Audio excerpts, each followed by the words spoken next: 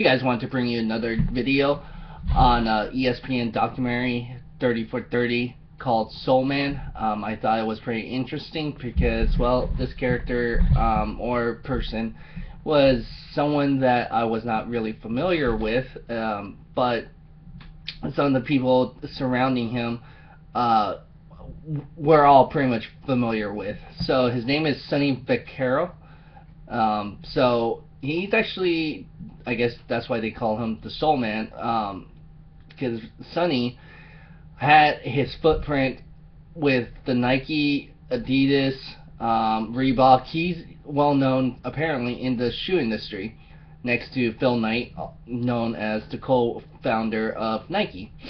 So he started with so early on he was very interested in sports, and so what was interesting is that that's how he kind of became, like, he was very good at selling. So what he ended up doing was that he would promise to give shoes to, like, colleges coaches, and if they signed those coaches they could give those and then cut the expense, because coaches back then in universities would have to pay for their own shoes, their equipment and stuff like that. And what he did was allocate the marketing money to use by getting them hooked on the product by giving them the Nike shoes and products.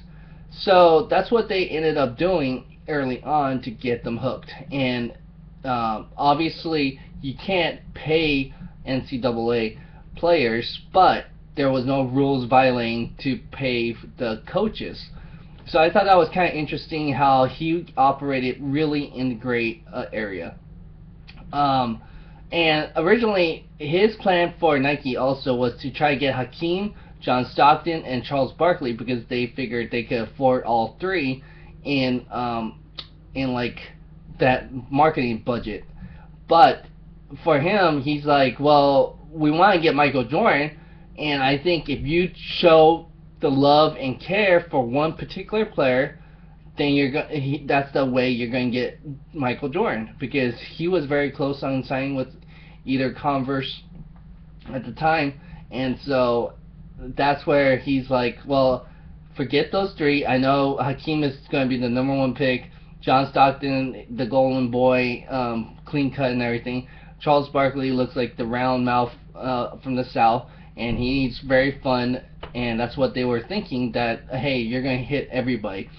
But instead they put all in on Jordan, gave all the marketing and everything to Jordan, and if he didn't make it, there is no Nike today, if you think about it. In 1 year, in the first year of Jordan, they made $100 million for Nike. So if you think about it, with inflation and everything, that's quite a bit of money back then, just starting out. So then what Sonny thought is they started doing Nike sponsored camps, so to create that grassroots marketing, and that's where they started finding young players early on, and then that's where you get them hooked up on the Nike gear, and that's where you build that brand, where they're going to be loyal customers that way. So that was very smart and genius in that sense, building that brand, giving them the exposure and everything. You want to give them, so that's almost same with us. We're trying to give you that exposure. We're trying to give you as much as we can, and do everything we possibly can to get you hooked with what we got. I mean, the only way we know is if there's lots of views, obviously we're going to talk about it. If there's lots of thumbs up, then we know. If there's thumbs down, obviously we're doing something wrong.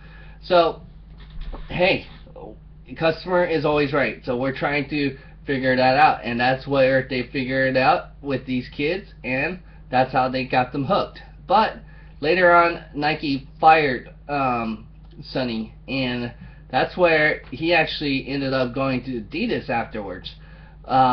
And so that worked out for him, because he actually got Kobe Bryant. He knew Joe Bryant, and so he moved to New York, but he went back and forth for almost a year, which was interesting because he got to scout and all that to Kobe Bryant High School. And so that's very interesting to see how he was very committed in that sense, and how Adidas paid for him in that. So there was a lot of gray area, and they wanted him to end up with the Lakers because of the big marketing exposure, big city, and stuff like that. And so what they were saying was they were worried with the number 8 pick with the New Jersey Nets, because they were thinking Calipari was going to draft him, but they spread the rumor that he might go back to Italy because of his dad's connection and everything to play there. And so they made that fake rumor, and so they ended up drafting Kerry Kittles. And so it's like, okay, number 13, Charlotte drafts Kobe Bryant, and ended up because they were excited, because behind the scenes they already knew the Lakers had that trade for Valley Divac for Kobe Bryant, so it worked out for them. That's where they knew they had to make that trade in between after number 8, because that's where they figured that's where Kobe could get traded and picked up. So I thought another interesting thing was LeBron could have been signed with the Adidas brand, but Adidas pulled the number of $100 million guaranteed, and that's what Sonny thought this is what it's going to take to get him, but they ended up not.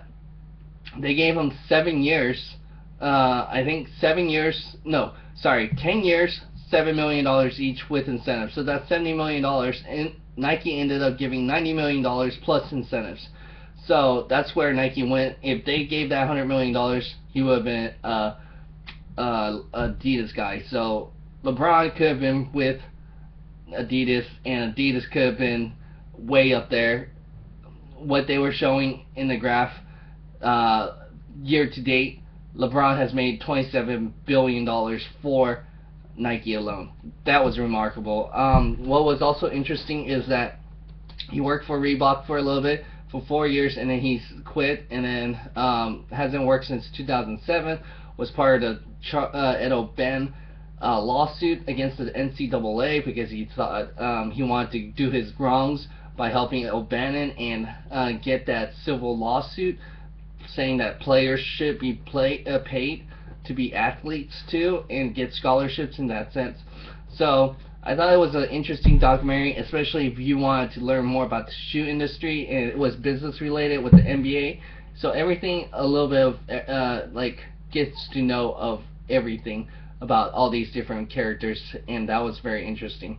So go ahead and like, share, comment, subscribe to get more videos. And if you have any video requests or anything, go ahead and let us know, and let us know what you thought of this episode. Thanks.